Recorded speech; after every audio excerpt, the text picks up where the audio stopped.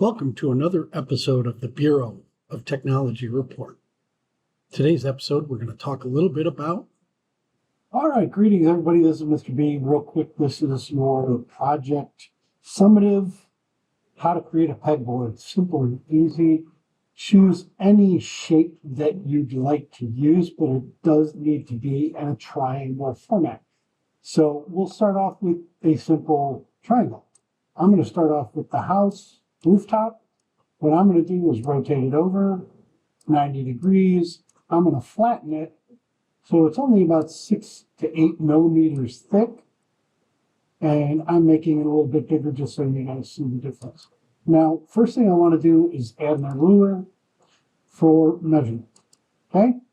You'll see that I'm 5 millimeters below the top of the surface of the deck, which means that anything below the surface of the deck will not print.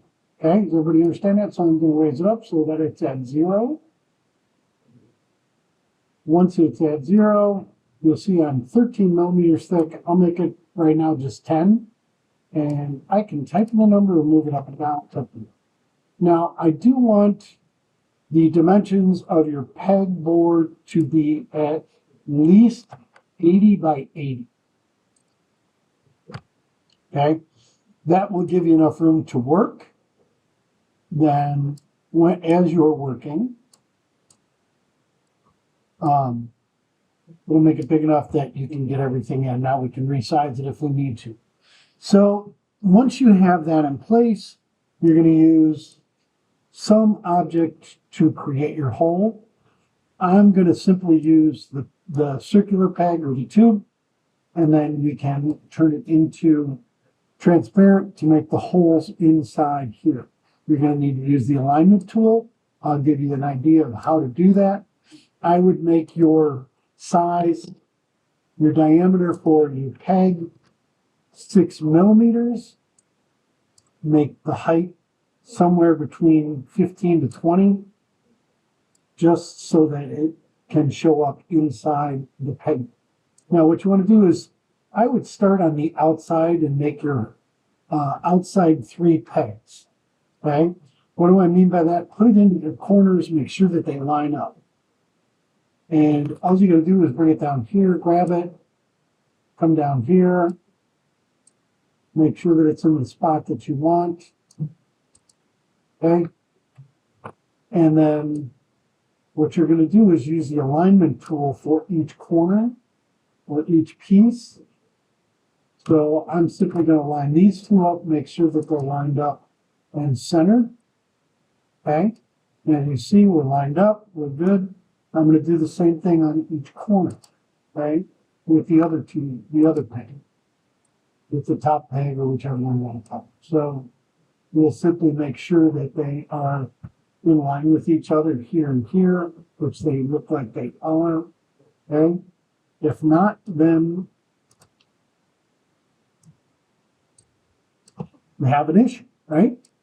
So it probably needs to be moved up a little bit higher since it is your top peg. Make sure that they line up. Now, what you're going to have is a row of 1, 2, 3, 4, and 5 pegs. Okay? So it's going to look something like this. Fairly even across the board, because what we want to do is have enough room to make the pegs jump. Now, how do we make the holes? Well, we simply click on each item, and we're going to have to make them transparent. Okay? All you do is click on that. It makes those objects transparent. We're going to select these objects. We're going to group everything so that it creates your hole, okay, inside of your object. Now, once you have that in place, do that with the rest of those. You will need to create your peg.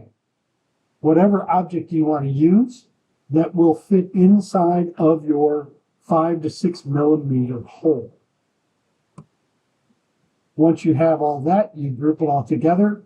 Place your pegs on your board as well. You'll need 9 pegs that will have to be copied and laid out on your board. So in this case, I would simply copy this,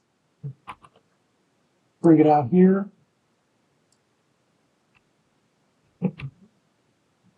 Make sure that it's tall enough, whatever you want to do with it. I'm going to make sure that it's 0 on my board so when it prints. Now this is 11, you can make it taller, make it about 35. And if you want to add something to it so it's easier to grab, you can.